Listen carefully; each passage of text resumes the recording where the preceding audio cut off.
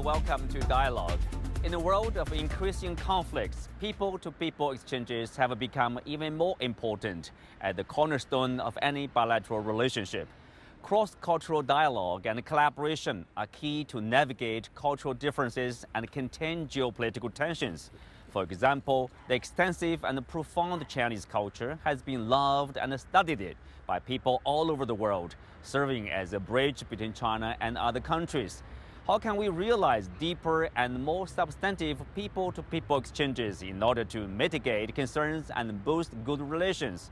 Joining me today is German sinologist Professor Hans van Ness, who is the Vice President for Research at LMU Munich.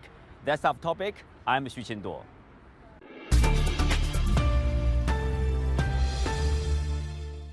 Welcome to Dialogue, Professor. Tell us about yourself, what prompted you to study Chinese? Well, first, welcome to my institute. Thank you. And I'm a professor now, and it's a great pleasure to have you here. Well, what prompted me to study Chinese? I should say something about my family background. My father was a professor of Arabic studies, and my mother also studied Arabic and Turkish literature. She grew up 14 years in Turkey in the 30s and 40s of the last century. And so I had just already as a child seen more of the world than the ordinary German child of my age had. And so I was interested in something that my parents did not know. But there was also this special interest in Chinese culture. I think what I was really interested in was that China had a culture, or has a culture, that goes back many thousand years, and the writing system with the fascinating Chinese characters that I, as a kid, thought I would never be able to master. And that was something I wanted to learn simply because it was a task that seemed like something that was not able that I would never be able to make it. And that's a challenge. That was a challenge I was really attracted with. And you made it. I guess I made it, but still, sometimes there are Chinese characters that I don't master. And I must say that with the computer today, it's difficult to remember what I knew before, and sometimes you tend to forget. Yes. I realized for Chinese people, it's the same problem now. That exactly. To write is not so easy anymore as it used to be 20 years ago when we were doing much more handwriting. Yeah, but that was a challenge, yes. You visited China for the first time in the 1980s. Yeah. And now, of course, many years later, you see the changes? Yes, of course. I mean, I came to China for the first time in 1984, and I participated in a summer class at Beijing University, and traveled through the country. At that time, it was still a country that looked very socialist to me. Today, China is a socialist country as well, but the life is much different from that times. It was difficult to go to a restaurant. In the evening, restaurants closed at 8 o'clock, and I remember one day when I went out of Beida, from the campus, and I tried to find some food outside. It was not so easy. And then I entered one place where there were lots of people, and I thought I could order something. Mm-hmm. But then they told me, you need to have some liang piao. As a surprise. That was a surprise to me. They somehow fit me in, and I got my jiao there. The first nice. It was very nice, and very, very nice people who were so kind to me. So that I have never forgot in my life. But still, it was really a different country from today. So yeah. It was not so easy, the daily life, for someone who was a foreigner and had to learn all these things.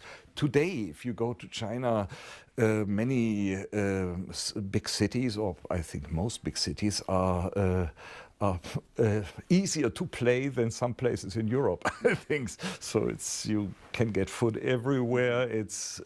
And then at that time, China was a country with houses that were usually 2 stories high, and not as today with skyscrapers.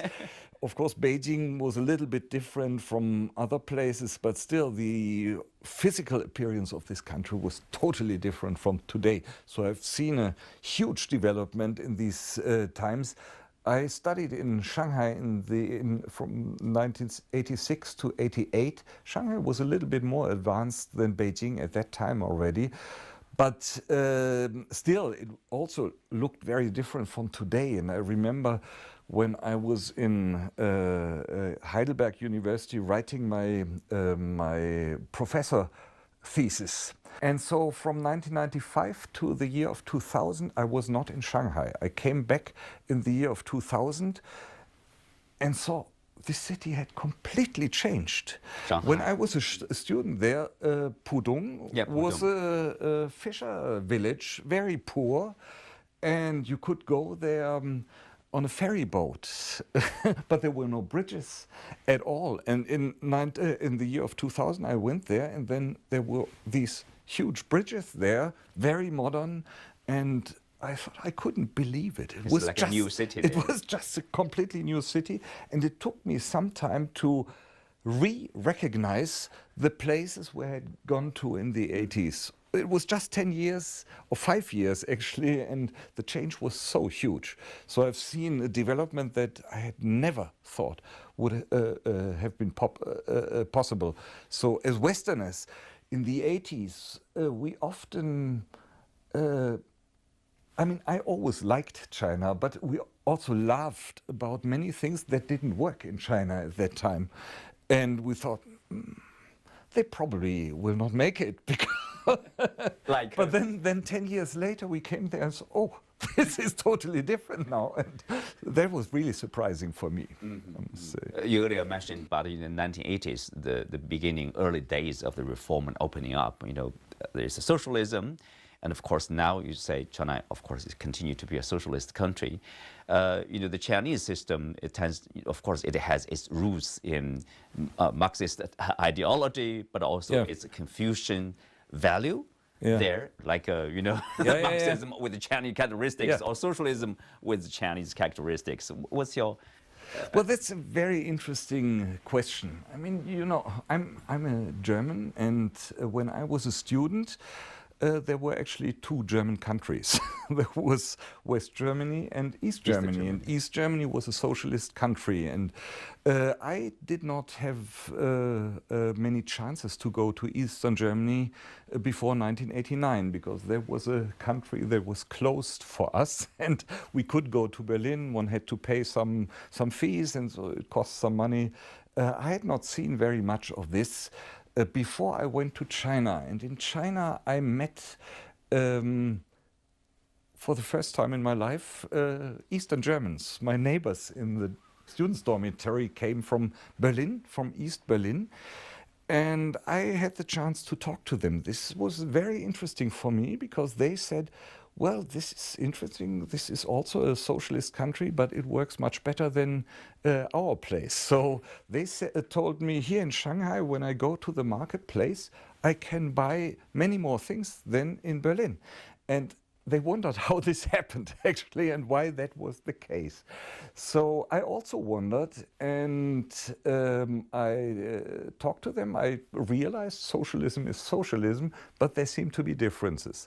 Then in '89, the wall came down. Eastern Germany, the government collapsed, and we had the chance to travel there. And we saw that this was a country that somehow had preserved industrial structures from the beginning of the 40s, I think, or maybe the 30s, and not much new had happened to the eyes of a Westerner, because it really looked very different from what we were used to, and we felt very superior to this. In China, this was different. There were also, I worked in a business association, started to work there in 1992, and I also went to many industrial places in China then, and could also see that there was much backward industry, the same as it looked like in Eastern Germany, but there was much more flexibility in China for some reason. I think this is something that is interesting, because the system, socialism, was the same, but the flexibility that the Chinese people has had to transform the system was much, much bigger than it had been in Eastern Germany. And I think there is a cultural background that changes this. Germans tend to adhere to fixed rules and to structures. Once they have been fixed, it's not easy to change them. This is a rule, and we do it that way. But in China, I also always quite often heard the word "woman," This, we have a rule, and you should do it that way. But if the rule doesn't work, then you change it somehow. And I think this is Chinese. It also has something to do with hierarchies. Socialism is an ideology of equality, but on the same time there are also hierarchies that have to be respected, and that was the same in Eastern European countries as in China. But the relationship between human beings, I think, is still somewhat different, and that has, in my opinion, to do with the influence of Confucian values, where superiors have to take the lives of the people who are working under them much more into account than this is the case in individualist countries in the West, where people would say, well, they have to somehow adapt themselves. I don't know whether I'm seeing that right, but I think there must be these cultural things, and I actually think I saw quite a lot of these mechanisms in China that are different from those that we have here in Europe. How do you compare today's Chinese culture or German culture or China or Germany? Yeah, well, I think, there are many similarities between China and Germany at first sight. So both are, in my opinion, very hardworking people. You find many people here who really like to do their stuff, and then they like to do it well. And the same in China. I find many specialists there who think this should be done in the best way, and this is actually very similar, and it's different from other countries where you would find a more easygoing approach. But then, as I just said, I think there's one difference, that is that German thinking is quite rigid about certain structures, and that once you have established a structure, you think it should be things should be dealt with within this structure, and this should not be changed too much, because then you have chaos. In China, I have the impression that one is more willing to change some structures and say, well, we have to adapt to circumstances. This is something that I learned from also studying ancient Chinese texts like the Shiji, where you have this as an ideal. They say, well, this is very important, that life is not always the same, and sometimes it's different, and then you cannot go on as you did before. I think that is a difference in our cultures, because here this is not so common that people would say, so now I do it in a totally different way. In China, I think that is more common. Speak of this China-Germany relationship. One important cornerstone is really people-to-people exchange. As someone who travel frequently between the two countries, or promoting the relationship among peoples, what do you see the current status, and what should be done probably to bring people even closer? Or my impression is that German people actually like China. A lot. So ordinary people who traveled to China during the last 20 or 25 years, most of them thought, oh, this is an interesting country and we learn a lot here. It's fun to go there. And Chinese who come to Germany, actually ordinary people, a little bit the same. They also enjoy this, and so that is fine. But then there are many misunderstandings also, and it is not so easy to tackle this. So I have the impression that the influence of mass media is something that is difficult to handle here, because they focus on just some topics, usually political ones, and not so much about what is actually happening in the culture, in the country. And I think this is something that we should try to change together. I think it's very important that people understand how life is working, and how culture influenced this life there. So what I think is very important is that there are translations of basic Chinese works into Western languages, and that one makes it possible to make people understand here what Chinese culture is actually about, what people like in that country, what they dislike. You can do that by reading Chinese novels, for example. But on the other hand, I also know how difficult it is. I just taught a class on Hong the Dream of the Red Chamber, last semester, and I talked to a colleague of mine who has been to China quite often, but he is not a sinologist. And one of his Chinese friends recommended that book to him and said, this is what you have to know in order to understand China. He also is a professor. He read the first 1 or 2 chapters and he said, this is totally boring. This is something I don't understand. And so that is something we have to work on, because I, as a sinologist, know what is interesting in this book. I do understand it, and it's tremendous fun to read it. But other people don't. In Germany can't understand what is going on in such a novel, because all the habits described in it are so different. And that is something we should somehow try to explain. This is the task actually of sinologists, in my opinion, to explain what Chinese culture is about and why they find these things interesting. The problem is many don't know themselves, but I think these things are very important to explain what is going on, what Chinese people read, what they cook, what are the principles behind that. This is a huge world that not many people in the West understand. Mm-hmm. Well, that of course influences a nation, like how they conduct or handle their lives and also relationship there. Speak of that, China-German relationship, China-EU, European Union relationship. The European Union has a China policy called China is a partner, competitor, at the same time a systemic rival. Yeah. What's your understanding? It seems to me like the ideological differences is now somehow becoming like not prominent, but more outstanding in bilateral ties. Mm-hmm.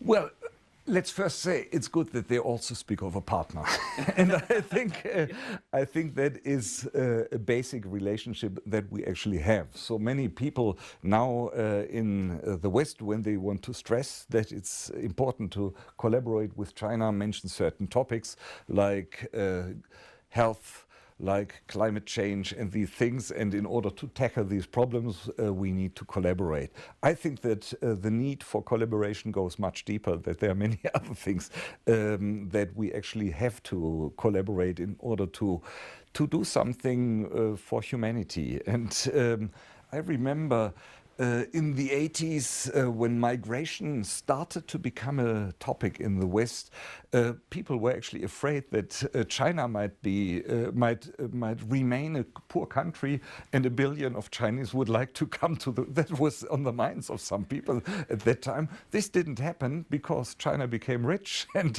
so they don't need to. But there remains a threat.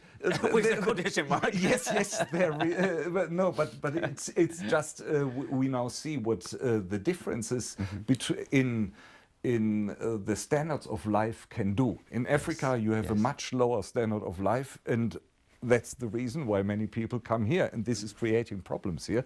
So it's actually important that we achieve the goal that human beings on this globe have a similar standard of living. And I think that is the basic thing, and this is why partnership is very, very important. Now, that China and Europe are competitors, that may be true as well. I think that competition is not so necessarily a bad thing. Competition can be a good thing for everybody because it can bring out the best values of all systems. And I also don't think that systemic rivalry is wrong at the first place. So there is a rivalry between two political systems. And in my opinion, behind the formulation of this phrase that the European Union made is the fear that the other system might be as strong as ours or even stronger. And that is, of course, a big challenge. And so we shouldn't blame politicians for speaking out about this. I think that's their right to do this. They shouldn't draw the wrong conclusions from this. This is what I think is important. It's important that they still recognize that we are all human beings and that there might be a different system, and if it does something good, it may be good for humanity, and that we shouldn't attack people because they have a different system and do things in a different style like we do. So that's I think the basic thing. Otherwise, I think, well, let's live with the formulation they have made, as long as we are able to remain friends and do things together. It's important for me. I've been to China often. I admire many things that the Chinese people has achieved during the last 40 years that I have visited the country, and I hope that China is developing well in the next decades to come. Next decades to come, and of course, with that kind of understanding, then we have policies of like de-risking, some de-risking, and also like supply chain issues or scrutiny with investment, outbound to China or inbound from China. If you look at the security conference, the report for this year, they talked about to avoid this lose-lose situation. Yeah. We used to talk about win-win. Yeah. Some people say, "Oh, you win more, I win less." I'm not happy with that. Yeah. And then there's a danger of falling into that kind of situation, or lose-lose. Everybody lose in a situation of deglobalization, in a situation of de-risking. Yeah. What do you make of that? Well. First thing, I mean, we have been talking about win-win for a long time, and this is a very nice thing, but people probably have realized that it's not so easy to achieve, that always everybody wins at the same pace. So this is something that actually business people have brought up this phrase, and they think that the world may work like that, but usually it's one at some point winning more than the other. And behind this, of course, is the big